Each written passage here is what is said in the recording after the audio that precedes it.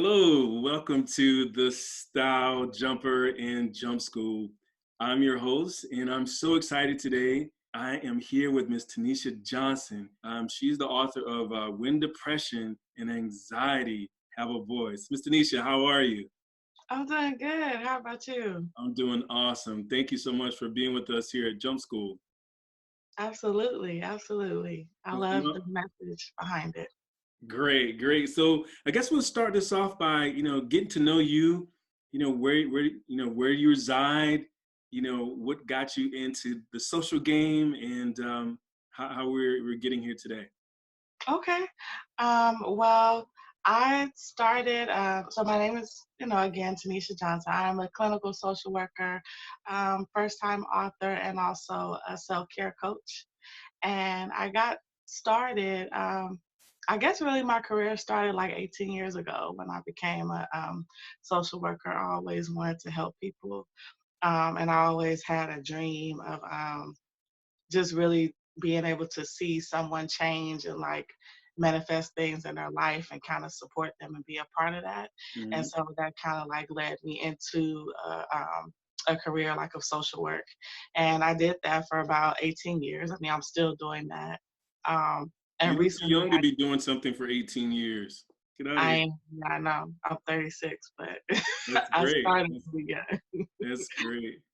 So, It's funny you say that because it's a gift and a curse because I feel myself kind of wanting to transition to a different way of mhm, like supporting and helping people, and so that's mhm. the reason why I started writing, and I also started doing my own individual coaching, life coaching. Well, great. Well, thank you for that. Since we're on the topic of writing, what triggered a book? What was the catalyst for your book? I decided to write my book because I really wanted to get the message out about how important it is for people to take care of themselves. I think when we think about mental health issues, sometimes we think more on the more complex Hmm. diagnoses like schizophrenia, bipolar, and stuff like that. But I think sometimes we neglect just as a society to really think about the impact that depression and anxiety has on our day-to-day lives and how many people struggle with it. Got And it. so, I wanted to write my book to share a different message and just to get the perspective out that depression can look like something very different. I mean, it can look like me sitting right here, but still feeling sad or still feeling like my life is not progressing, or still struggling, with back to back negative self talk, even in Yeah. my career. So that was the reason why that's the main reason I wrote the book. So let me ask you this: out of curiosity in your profession and experience, how many people you think deal with depression on a day-to-day basis? Just let's say just from the states. Do you have any general idea? The stats of it claim that more than 65% of Americans deal with some form of depression. Wow, wow, that's unbelievable.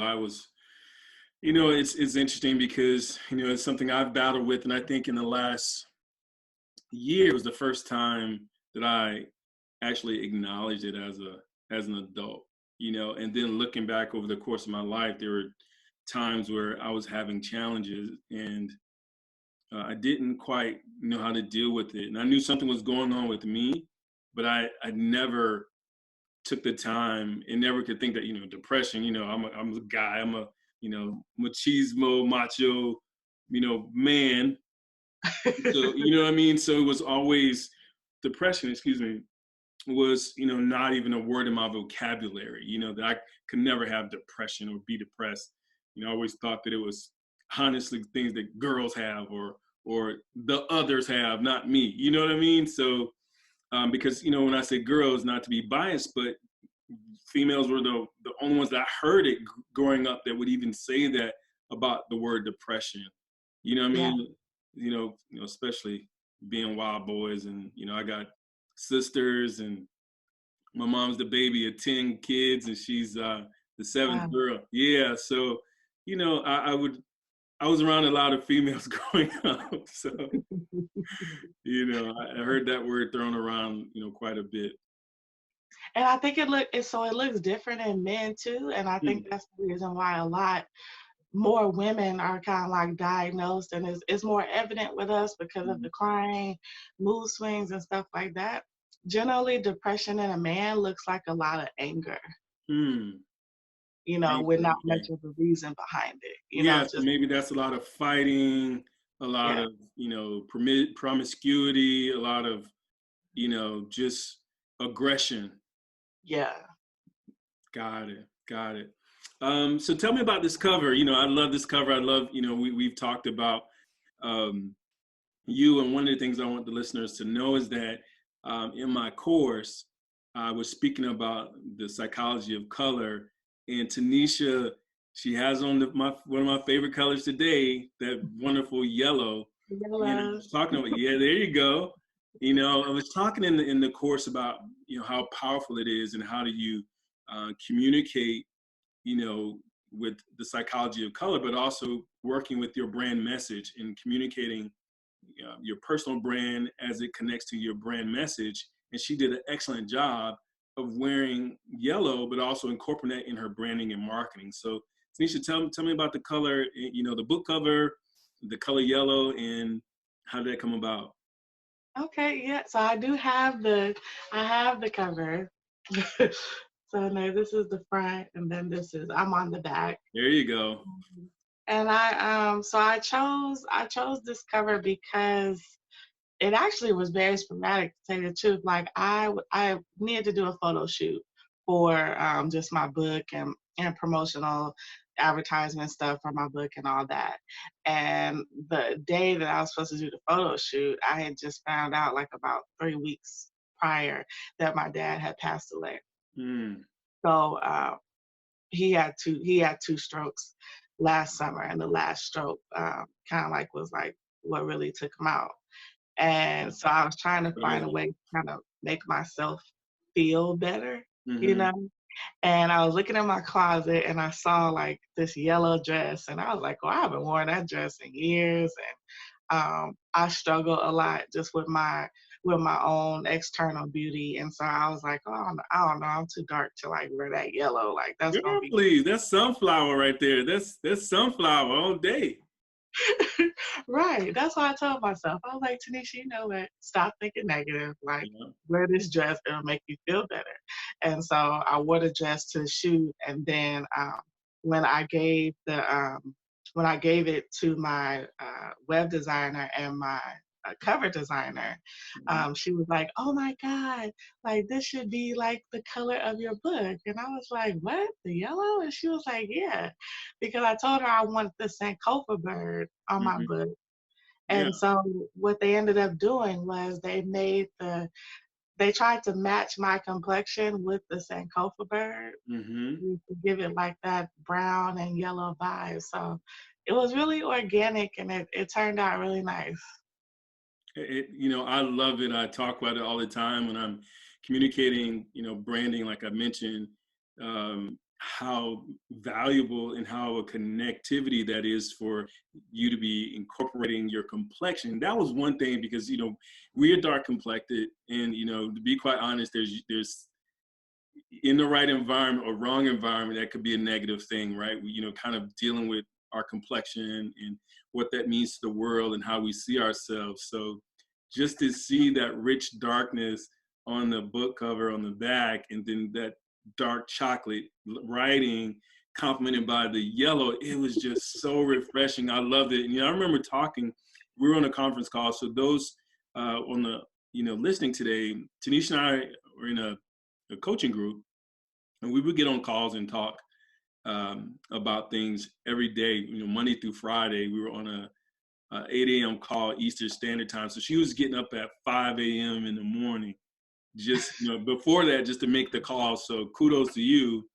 But Thank you. yeah, and then we were talking, on the call, and you were promoting your book, or you were concerned about how to market your book. And our coach name is David Shands, and David was giving you some advice on how to approach it and how many you can sell and just keep going.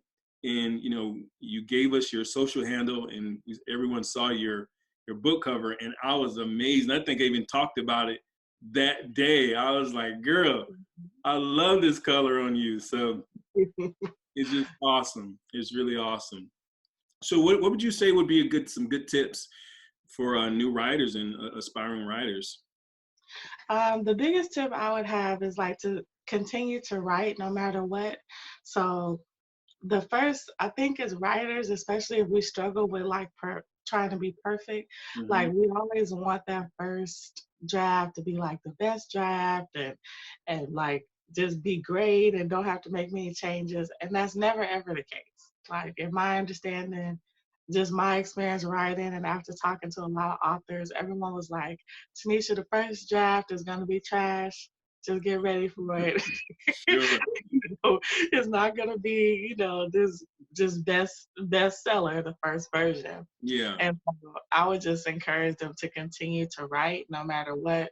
Don't worry about, what the first draft looks like. Don't worry too much about um, just like grammar or structure or anything. Just kind of allow your mind to free flow write. And then as you continue to write, you will start to kind of structure and narrow down exactly what you're trying to say. Awesome. And I am in the process of in the editing process of my book, Why Style Matters.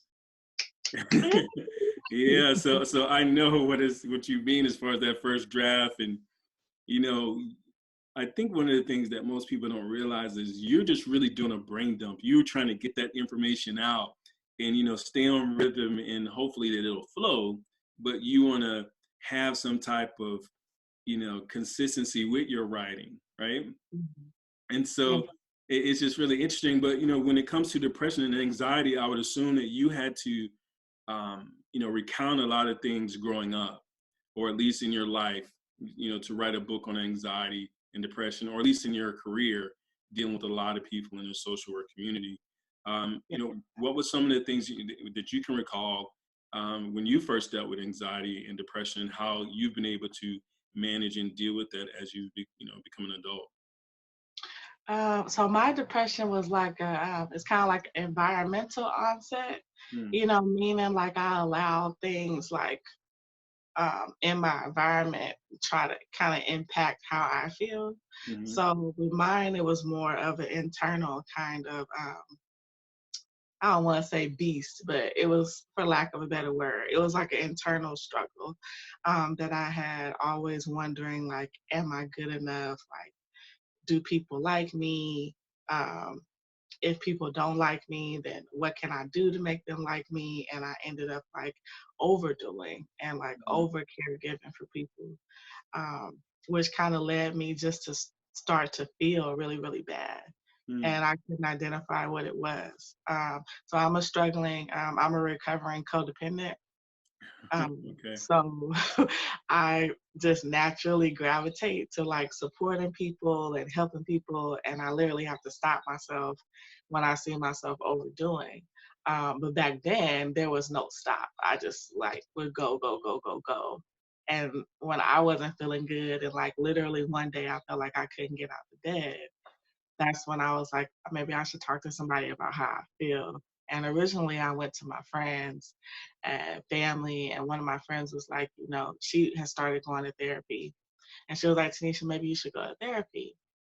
And at first, I was like, no, I'm not going to do that. Like, because I was in graduate school at the time myself, studying, like, to Hmm. be a social worker and a therapist. And so I was like, no, like, I know what he or she will say. Like, I can do all that for myself. But after a long battle, I went and saw a therapist, and it was like one of the best things I could have did. Really? I've never had therapy. I know there's plenty of things that I could have a conversation with a therapist about. It's almost like the way I think about it now is like they say, or I've heard, everybody should write their own book. And I definitely think everybody need to go see a therapist for whatever the issues that they're dealing with or haven't dealt with. Definitely. So tell me, what are some coping mechanisms, some techniques? What are some things that you suggest that people take advantage of if they're dealing with depression? Or what are some things, maybe things that they could read, or some actions that they can take that you recommend? I think if someone knows they're dealing with depression and they know it specifically, like they can name it, that they should like first just allow themselves to like accept it and feel it. Like don't try to mask your feelings like with negative coping, mechanisms like overeating or oversleeping, promiscuity, or drinking heavily and stuff like that. Like really just allow yourself to feel what you're feeling. Also try to journal. Mm, Like I've had a lot of like powerful moments just in journaling, and I've brought my journal, like to my therapy sessions in the past. yeah. I think it's really big that people take advantage of some of the services that are available. I mean, there's like depression and suicide hotline numbers you can call. They even have like texts now, like you don't even have to speak to someone. You can just like text to a specific number, like, hey, I'm not feeling well, and that person will coach you through it. And so I think really taking advantage, of some of the resources that we have is like essential, and just Mhm. like knowing that it's okay not to be okay. Like just because you're depressed, it doesn't mean like it will be this way always or that you're weak or like take away some of the stigma behind it. Like Yeah. depression doesn't mean like you're a weak person and can't handle life. It means that you are dealing with your life and it's hard for you Hmm. and you need some help, you know.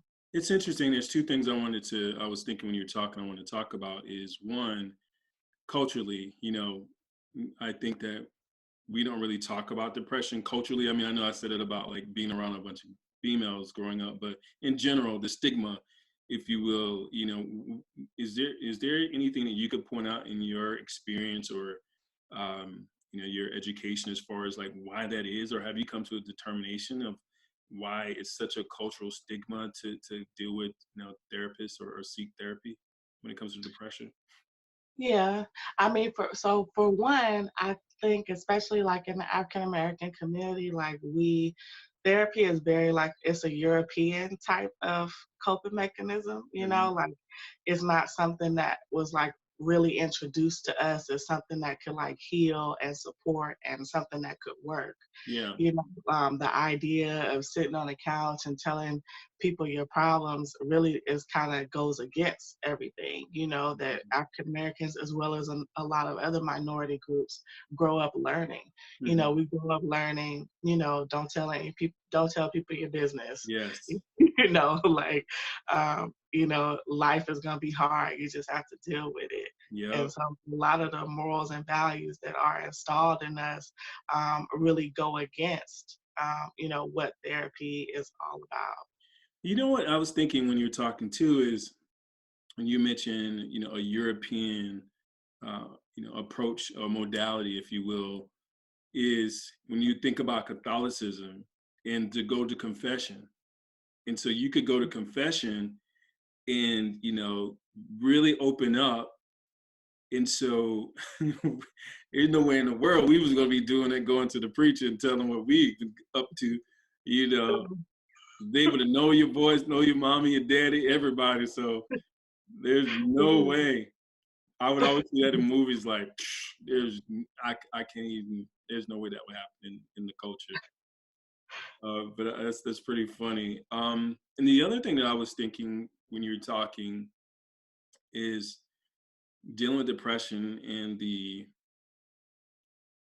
behaviors that come with that. And I don't know from your perspective, but from a gender standpoint, do you feel like promiscuity is, heavily focused on one gender or the other, or you think that it's just one of those umbrella of responses to dealing with depression? Um, I think it's more so of like an umbrella. Okay. I do think I do think like men and women are promiscuous for different reasons. Hmm. Because like sex is also it's kind of like an instant gratification. It makes us feel good. Hmm. And I feel like for men, because a lot of men are told not to talk about how they feel, they have to be quote unquote macho and strong and Yeah. all that stuff, like being able to express like, hey, I'm having a bad day, or like I really need somebody to talk to. Men are not really like that's not the first direction they go. Mm-hmm. Most of the time, it's like a more so instant gratification, like drinking or having sex, Mm-hmm. or just being in a woman's presence. Like that. Sometimes is like the first direction a man will go when he is depressed. Whereas, like with women, I think promiscuity comes from like a lack of love, like not really feeling beautiful, and so feeling like your body is like your gift, so to speak. And Mm-hmm. so it's like you end up kind of giving your body away to different men, hoping that that man like will be with you or be committed to you and stuff like that. Wow, I never thought about on those terms. So I really appreciate that insight. So we talked quite a bit about depression, but let's flip it over to anxiety. What are some things about anxiety that or identifiers if I'm having an anxiety attack or I'm dealing with anxiety? What are some things that people should know about anxiety? I think the biggest thing for anxiety, so for mine, like my anxiety was more of like a physical response. Like I have heart palpitations. I Hmm. used to, like, and like panic attacks, like when I would plan too much and trying to figure out what to do. Just anytime I was trying to figure out, like organize my life or some structure or planning, like I would get nervous, and like my first response would be like the sweat, my hands shake, and then and then it's like the palpitations come. Hmm. Um, but anxiety can also be like intrusive thoughts too. Just having like a lot of thoughts, worrying consistently about things. I actually think more people may struggle with anxiety than Depression. um, yeah, because I never knew that I had anxiety. Like I used to worry a lot about stuff, and I used to vent to my friends. And one time one of my friends was like, Tanisha, I think you should talk to your therapist about this. She was like, we all have problems, but you kind of like blow your problems up into like huge, issues, Yeah. and it's life. And at first I thought she was crazy, but but then when I did some research myself, I was like, oh wow. Like it was like a term for it. Like it was called general anxiety. Hmm. Uh, when you kind of like normalize like being in that heightened mode, which I did. I was like, Yeah. everybody's like this, right? Like everybody worries about Everybody get on 10 when they things going on. They be way up there. right. Yeah, I think having those self-awareness moments is kind of what triggered me to like ask myself, like, is this really a problem? Got it. So what would you suggest for the listeners out there of some tips that they could do to deal with anxiety? One, to identify it, and two, what can they do to help themselves kind of go through that Um, process? to identify it might be tough if you don't know the signs of it. Okay, what are some of the Um, signs? so some signs of depression is the constant worrying, having rapid thoughts, not being able to process like one thought from the other. A lot of physical responses is like sweating, shaking hands, or shaking legs. A lot of Mhm. people shake their legs. Yeah. Um, and also like the panic attacks or the heart palpitations Hmm. um, are big ones. You know, I have to be honest.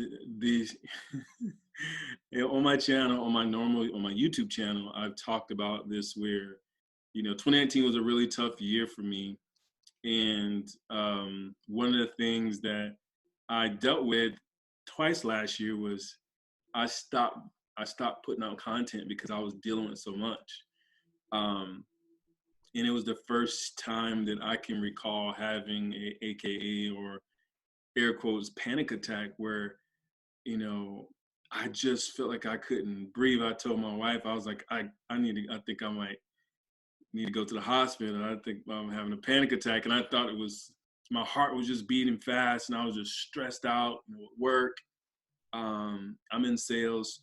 And so I was stressed out about work, constantly worried about the family. I've been responsible for the majority of income in our household.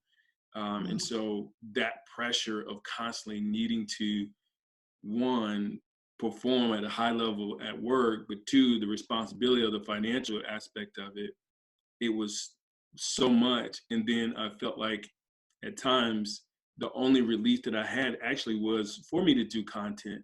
And that gave me some fulfillment.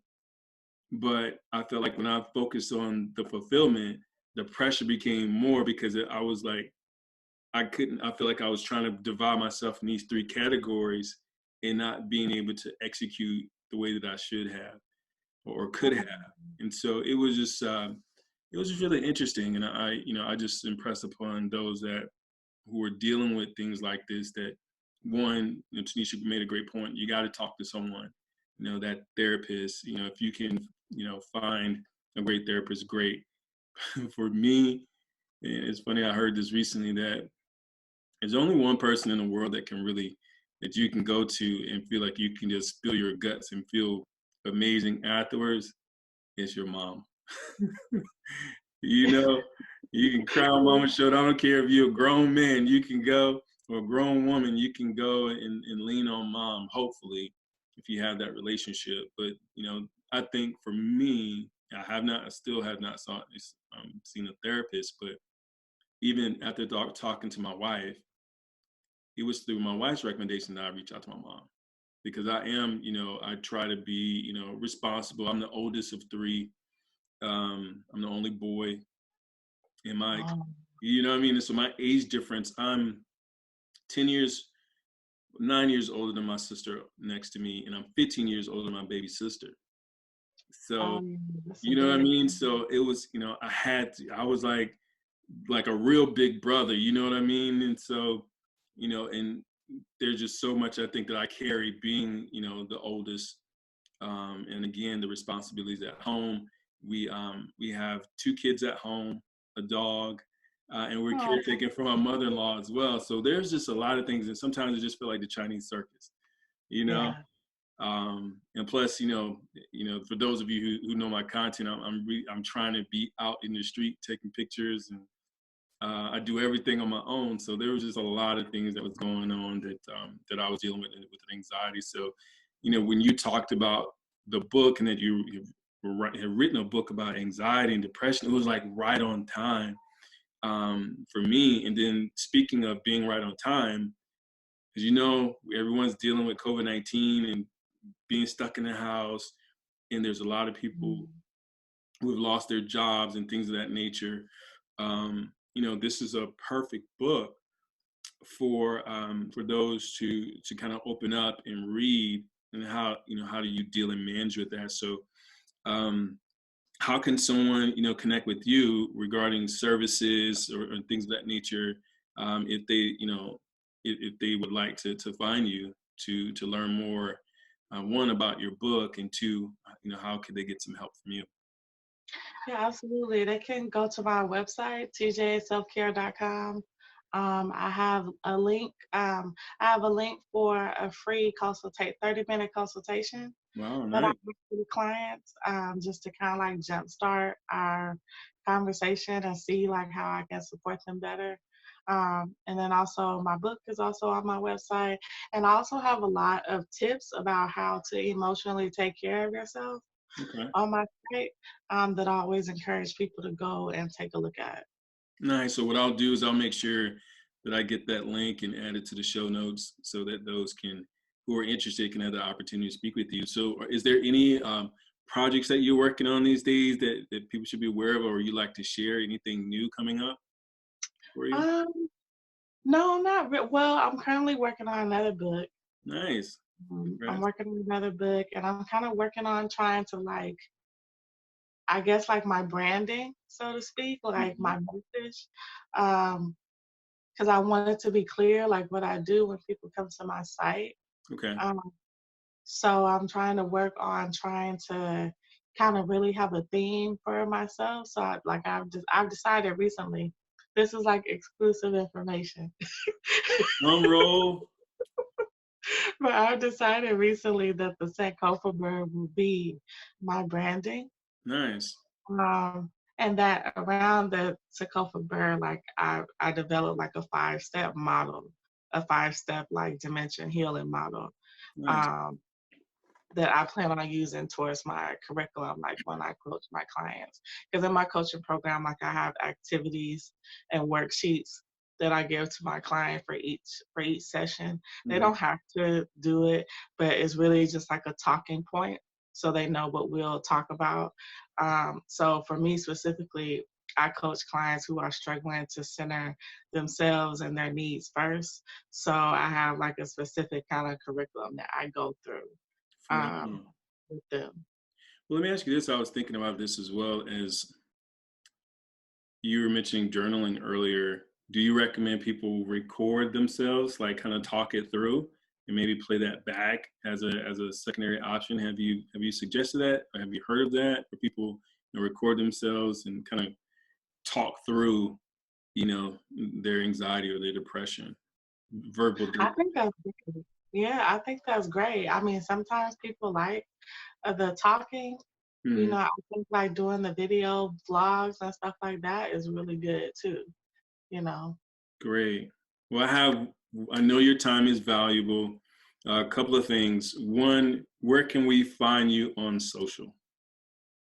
So I'm on Facebook, Instagram, and YouTube under TJ Self Care. Phenomenal.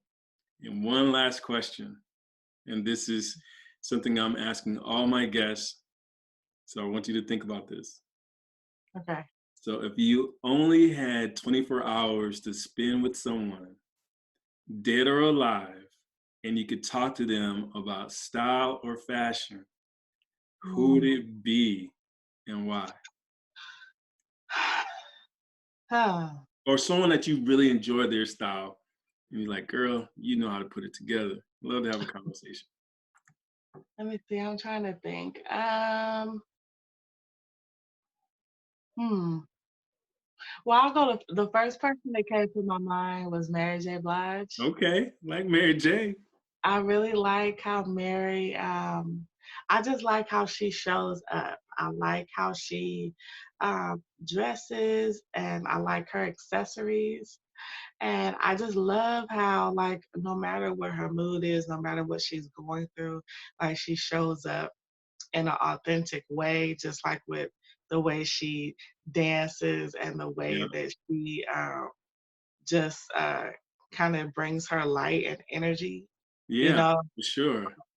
I love that about her. Yeah, And I really like how Mary like puts herself together just in terms of like how she dresses and I like how she tries different things with her hair too. yeah. Mary got some steez. You know, and what's funny about Mary is she was the first female into the 90s that connected with hip hop, right? Where her music, I remember Mary, I think her first 411 came out in 92. It was my senior year in high school, senior year going into my freshman year of college. And I remember hearing that album. Oh my God. Doom. I was like, what is this?